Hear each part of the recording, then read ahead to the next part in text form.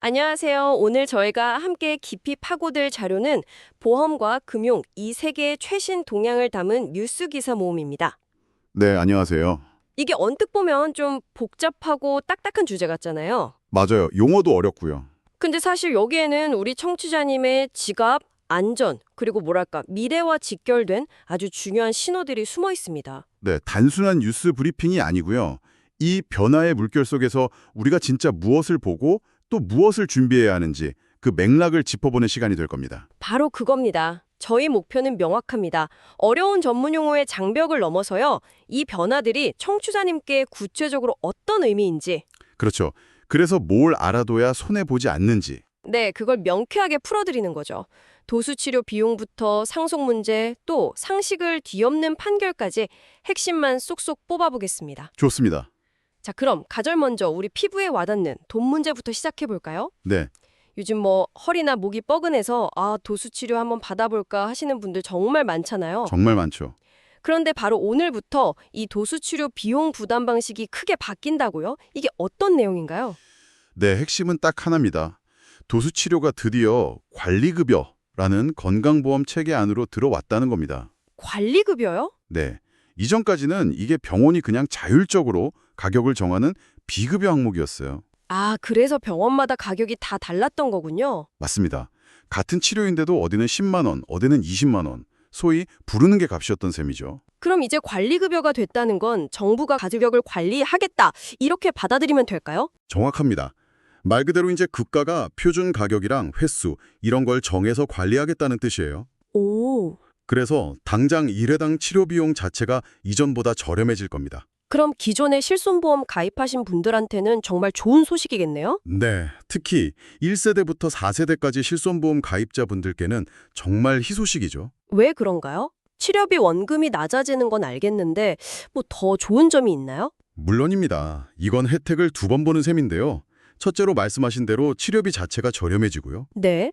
둘째로 이게 급여 항목으로 바뀌면서 실손보험의 자기 부담률도 같이 낮아집니다. 아, 비급여 항목보다 급여 항목의 자기 부담률이 훨씬 낮거든요. 그러니 환자 입장에선 부담이 이중으로 줄어드는 효과가 나타나는 거죠. 와, 이건 정말 솔깃한데요? 그럼 이제 마음 놓고 도수 치료를 받아도 되는 걸까요? 뭔가 이면에 다른 이야기가 있을 것 같은데요? 역시 예리하시네요. 동전의 양면이 있습니다. 그렇죠. 정부의 정책적 의도를 들여다봐야 하는데요. 이건 사실상 과잉 진료에 두굴 막기 위한 고육지책이거든요. 과잉 진료를 막는다? 네. 그래서 문제는 앞으로 나올 5세대 실손보험부터는 이야기가 완전히 달라진다는 점입니다. 5세대 실손보험도 어떻게 달라지는데요? 5세대에서는요. 이 도수치료 같은 항목들의 자기 부담률을요. 건강보험이랑 똑같이 무려 95%까지 대폭 높일 예정입니다. 95%요? 그럼 거의 전액을 본인이 내야 하는 거네요. 바로 그겁니다. 결국 지금의 변화는 기존 가입자에게는 단기적인 혜택이지만 장기적으로는 건강보험 재정의 지속 가능성을 확보하고 아, 소비자의 합리적인 의료 이용을 유도하려는 큰 그림의 일부인 거죠. 그렇군요. 결국 앞으로 실손보험 고를 때는 이 비급여 항목의 자기부담률 변화를 반드시 확인해야 한다는 중요한 숙제를 우리에게 던져주고 있네요. 맞습니다. 꼭 확인하셔야 합니다. 알겠습니다. 내 돈이 나가는 문제도 중요하지만 갑작스럽게 큰 돈이 걸리는 문제도 있잖아요. 바로 상속 이야기인데요. 이건 정말 중요하죠. 부모님이 재산보다 빚을 더 많이 남기셨을 때 보통 상속 포기를 하는데 이때 사망보험금 때문에 낭패를 보는 경우가 있다고 들었습니다.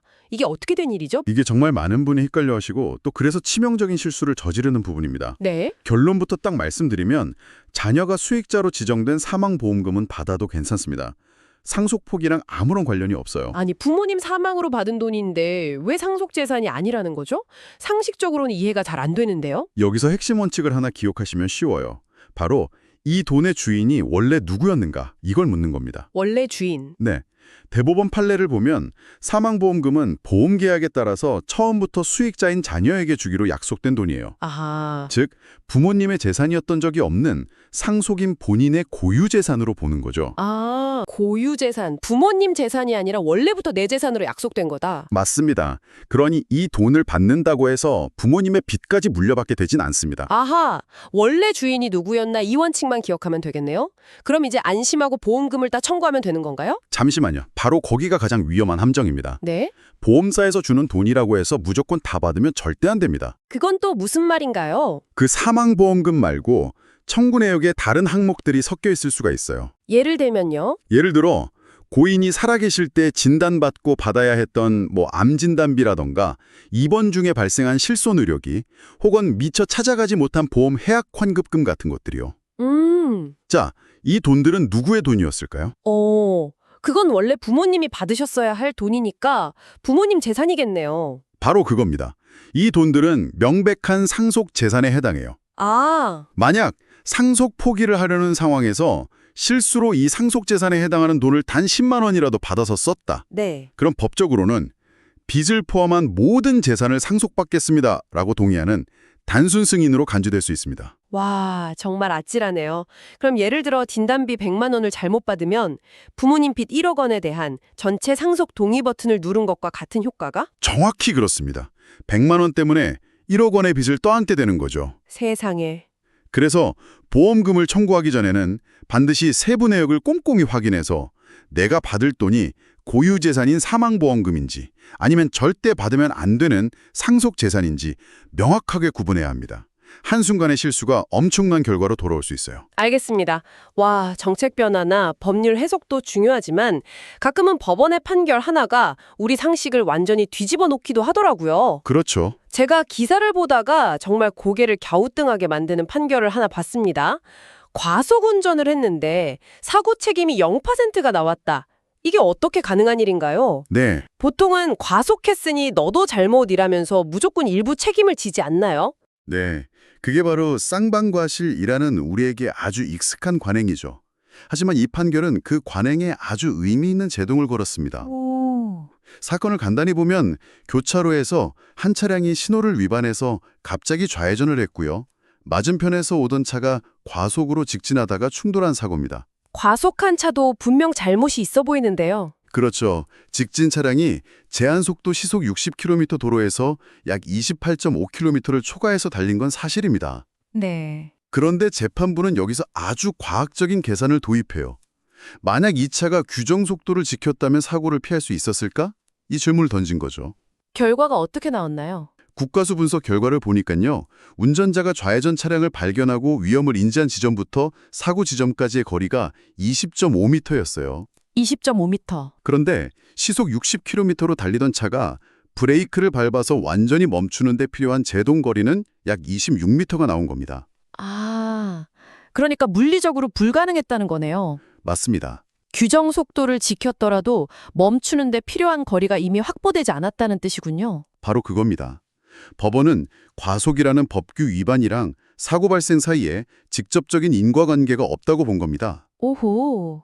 사고의 실질적이고 결정적인 원인은 오로지 신호를 위반한 상대방 차량에 있다는 거죠. 과속했으니 너도 잘못이라는 기계적인 접근이 아니라 네네. 사고의 근본 원인이 뭐냐, 회피할 수 있었냐, 이걸 과학적 근거로 철저히 따진 겁니다. 이 판결이 앞으로 교통사고 처리 관행에 큰 영향을 미치겠네요. 매우 중요한 선례가 될 겁니다. 특히 요즘 블랙박스 영상 분석 기술이 발달하면서 이런 과학적이고 합리적인 과실 비율 산정이 더 많아질 것으로 보여요. 그렇죠. 내 신호를 지키고 정상적으로 주행하고 있었다면 상대방의 명백한 과실에 대해 억울하게 책임을 나눠 갖는 일이 줄어들 수 있다는 긍정적인 신호죠. 정말 상식을 깨는 판결이네요. 그런데 이렇게 법과 제도가 우리를 보호해줘도 가장 믿었던 사람에게 뒤통수를 맞는 경우가 생기면 정말 속수무책일 것 같습니다. 아, 맞습니다. 믿었던 보험 설계사가 고객 정보를 빼돌려서 끔찍한 피해를 준 사건이 있었죠. 네, 정말 영화에서나 나올 법한 소름 돋는 사건입니다. 한 보험 설계사가 고객의 휴대폰 인증번호를 몰래 도용해서요. 그 고객의 정신과 진료 기록을 불법으로 조회했습니다. 와, 그리고 이걸로도 모자라서 제3자에게 유출하기까지 했죠. 정말 악질적이네요. 피해가 엄청났을 것 같은데요. 상상 이상입니다. 이 유출된 정보 때문에 피해자는 사실혼 관계가 파탄났고 민감한 의료 기록이 노출되면서 모든 보험사로부터 보험 가입을 거절당하는 말 그대로 인생이 망가지는 피해를 봤습니다. 더 분통이 터지는 건 가해 설계자가 소속된 보험 대리점 GA의 태도예요. 뭐라고 하는데요? 그 설계사는 이미 퇴사했으니 우리는 책임이 없다 이러면서 발뺌하고 있다는 점입니다. 전형적인 꼬리 자르기 시도 같은데 이게 법적으로 가능한 일인가요? 법적으로는 절대 그렇게 간단하지 않습니다. 법조계에서는 우선 가해 설계사 개인에게 개인정보보호법 위반, 사문서 위조, 이런 중범죄 혐의를 적용해서 엄중한 형사처벌은 물론이고요. 네. 수천만 원대의 손해배상 책임도 피하기 어렵다고 보고 있습니다. 그럼 회사는 정말 책임이 없는 건가요? 그럴 리가요. 바로 그 지점이 이 사건의 핵심입니다. 소속 대리점의 관리감독 책임 역시 절대 면제될 수 없다는 게 법조계의 중론입니다. 아, 다행이네요. 직원을 고용해서 이익을 얻었다면 그 직원의 불법 행위에 대해서도 회사가 사용자로서 책임을 져야 한다는 원칙을 다시 한번 확인시켜주는 사건이죠. 그렇군요. 그럼 피해자 입장에서는 개인뿐만 아니라 그 회사까지 상대로 책임을 물을 수 있다는 말씀이시군요? 정확합니다. 그리고 이 사건은 청취자님께 두 가지 중요한 교훈을 줍니다. 네, 뭔가요? 첫째, 그 어떤 상황에서도 타인에게 인증번호 같은 민감한 개인정보를 넘겨줘서는 안 된다는 것. 당연하죠. 둘째, 만약 이런 피해가 발생했을 때 개인을 넘어서 그가 소속된 회사에도 분명한 책임을 물을 수 있다는 점을 꼭 기억하셔야 합니다. 알겠습니다. 자, 그럼 지금까지는 개인에게 영향을 미치는 정책이나 사건들을 살펴봤는데요. 이런 변화 속에서 기업들은 과연 어떻게 움직이고 있는지 그 움직임을 보면 또 미래의 방향을 엿볼 수 있을 것 같습니다. 네, 기업들의 행보를 보면 미래의 지도가 그려지죠. 근데 몇 가지 흥미로운 소식들이 있더군요. 네, 특히 눈에 띄는 몇 가지 움직임이 있습니다. 먼저 삼성생명은 아예 사장 직속으로 AI 센터를 만들었어요. 사장 직속으로요. 네, 외부 전문가까지 영입하면서 인공지능에 거의 사활을 거는 모습입니다. AI를 보험에 어떻게 쓰겠다는 걸까요? 단순히 보험 사기 잡아내는 것 이상일 것 같은데요. 훨씬 더 깊숙이 들어갑니다.